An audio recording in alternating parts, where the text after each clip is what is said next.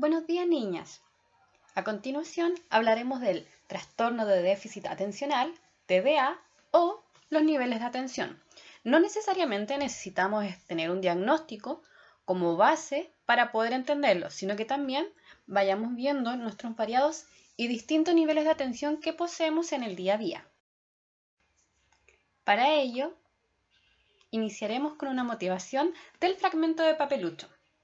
La gente grande no se acuerda ya de lo mucho que cuesta estudiar. Creen que uno no tiene nada en la cabeza. Y hay que ver lo difícil que es poner atención y no pensar en otra cosa. Porque hay tanto que pensar. Cuando alguien nos explica bien, claramente lo entendemos. Si ese alguien nos explica algo entretenido, ponemos mayor atención. Más aún, si ese alguien nos cuenta una historia que nos gusta de veras, la aprenderemos y no la olvidaremos nunca.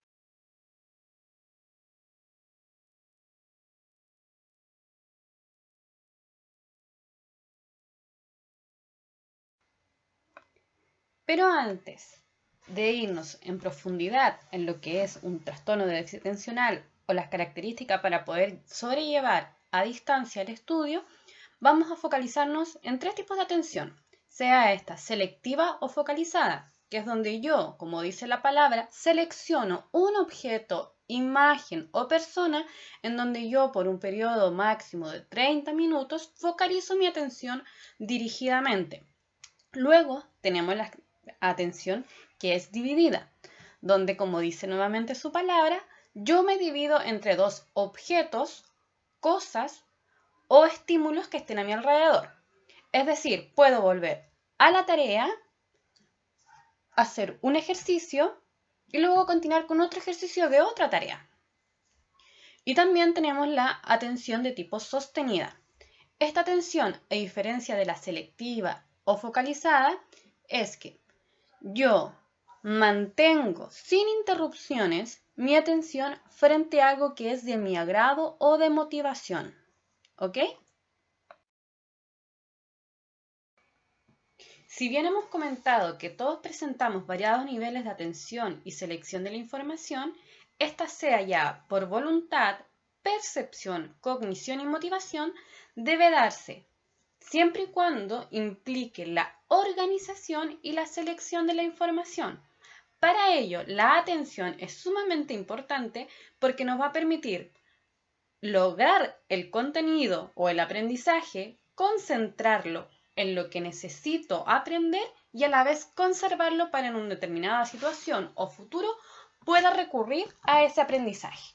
¿Y cómo lo vamos a hacer? Utilizando diversas estrategias para un estudio mejor en casa que vamos a ver a continuación.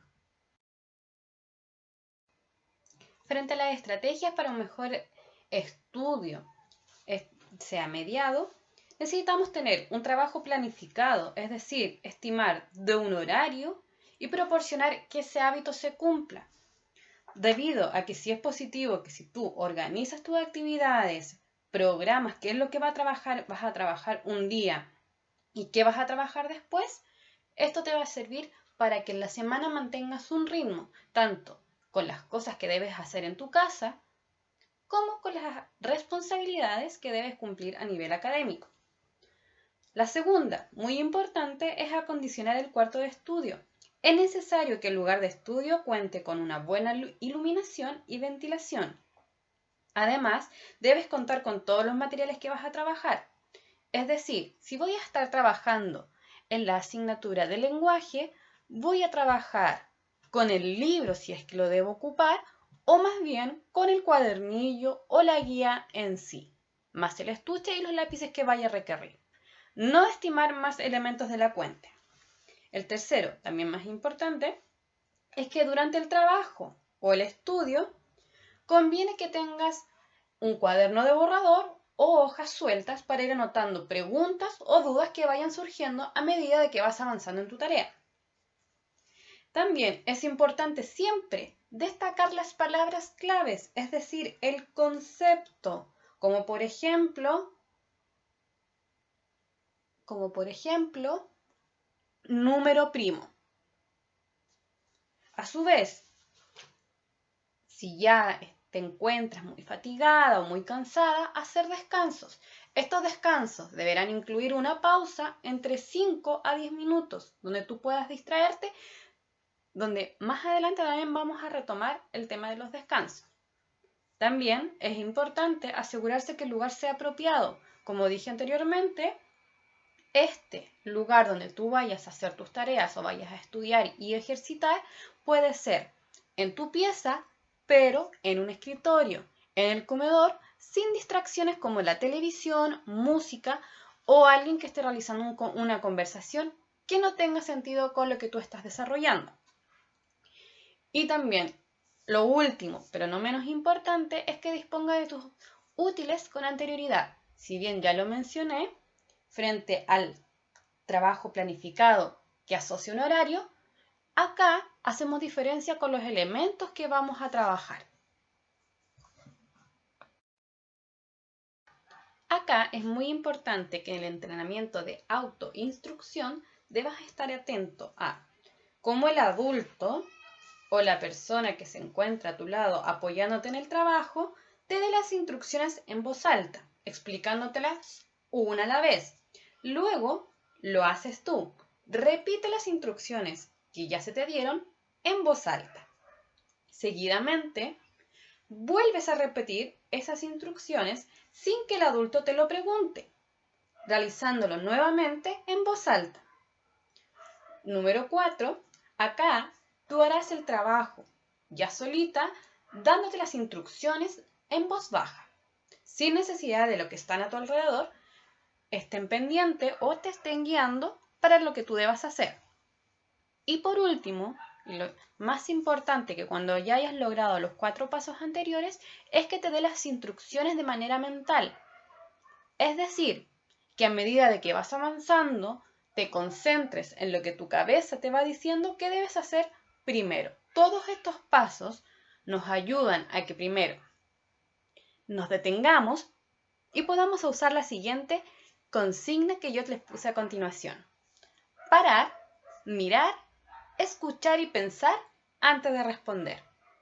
Es importante que este entrenamiento lo dirijas en cada una de tus asignaturas, puesto que para cada desarrollo de las actividades tú primero necesitas parar, que te lean la instrucción o que la leas tú, mirar, asociando la palabra con la imagen si esta llevase, escucharte mientras te das la instrucción y pensar qué es lo que debes hacer antes de responder de manera impulsiva.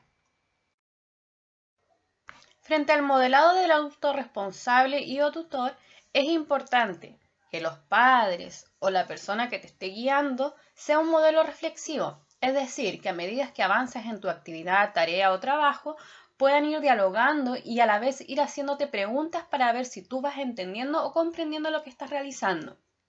También es importante reforzar cuando se obtenga una respuesta reflexiva, es decir, si a través de este modelo reflexivo que hiciste con tu adulto responsable, padre, abuelita o tío, quien te esté ayudando en la tarea, tú logras entregarle a esa persona por tu cuenta una respuesta coherente y concreta en relación a lo que se está trabajando.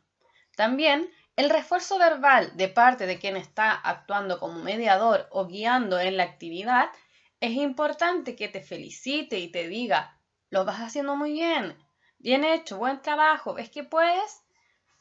Dichos estímulos o refuerzos verbales generan en ti que vayas aprendiendo y consolidando y a la vez siendo más segura del trabajo que estás realizando. Y por último, que el guía o adulto responsable que modele la actividad te anticipe ciertas conductas frente al trabajo. Es decir, que si vamos a estar trabajando una tarea de biología, lenguaje o matemática o cualquiera de estas, tú sepas que tienes que tener solamente el material en relación a ese contenido o a esa asignatura. Que a la vez te comente o tú tengas claro qué es lo que vas a hacer. En vez de guiarte por hacer todo a la vez, tengas en claro qué es lo que vas a iniciar y darte un tiempo determinado.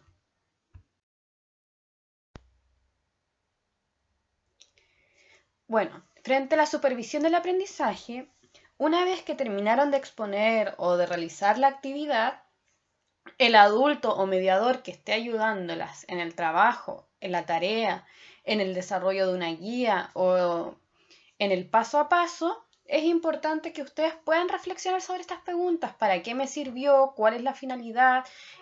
¿Para qué me va a servir? ¿Qué fue lo que más me costó o lo que menos me costó? El sentido que tiene el ir supervisando el aprendizaje es súper importante, ya que al finalizar se genera una discusión en el buen sentido donde tú puedes interpelar con el otro, dialogar con el otro, lo que a ti te generó como un aprendizaje significativo y quedó para ti en el sentido de que la actividad fue entretenida o más que entretenida, te sirvió para complementar ideas o aprendizajes previos que tú ya tenías existentes, digo.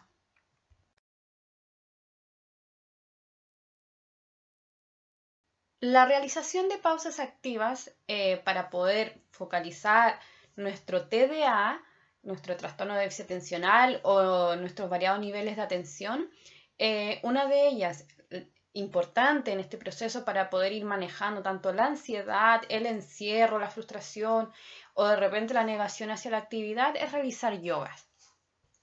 Acá dejé unas imágenes en las cuales yo sugiero, y se sugiere también, realizar 20 segundos por cada una. Es decir, 20 segundos me mantengo realizando la pose del avión, del barco, 20 segundos de la vela y así sucesivamente. Manejo de técnicas de relajación. Una de ellas es la respiración simple. Es fundamental que aprendamos a respirar.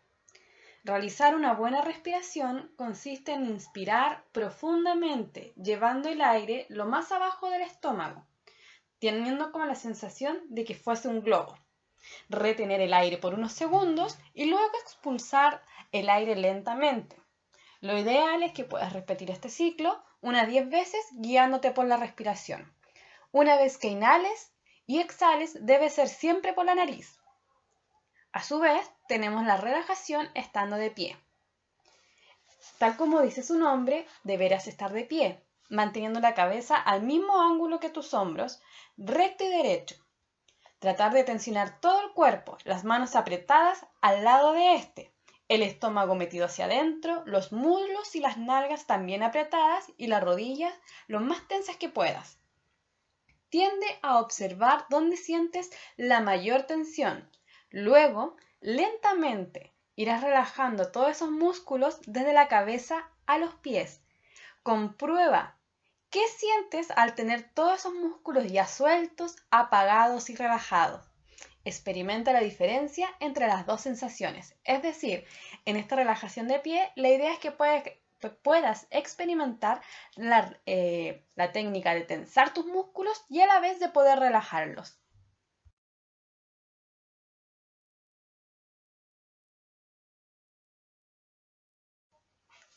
Respiración, relajación. Asegúrate de que estás en una posición relajada, tendido en la cama, sentado de cabeza al frente o apoyado sobre tus brazos. Dentro de un segundo voy a pedirte que realices una profunda respiración y que mantengas el aire retenido y que luego lo expulses lentamente por la nariz. Mientras estás expulsando el aire, intenta que todo tu cuerpo se relaje. Intenta imaginar que eres capaz de ver todos tus músculos soltándose de a poco. Es como si alguien moviese una varita mágica delante de ti, empezando por tu cabeza y bajando hasta llegar a tus pies. Sentirás que todos tus músculos se relajan a medida que va pasando esta varita. Intenta realizar esto al menos 5 veces, pues te ayudará a mantenerte mucho mejor. La relajación imaginaria. Esta es muy valiosa, puesto que dispone, tal como dice el título, de tu imaginación, en la cual tú puedes imaginarte una situación que a ti te acomode, que te traiga tranquilidad o ir proyectándote tal vez en alguno de tus lugares favoritos o paseos favoritos. Ir poco a poco visualizando tal vez, si te gusta la playa, el mar, la arena, el sonido del mar y las gaviotas que hay a su alrededor. mantenerte por una cantidad de segundos y luego volver a reinstaurarte en la situación o habitación en la que estabas.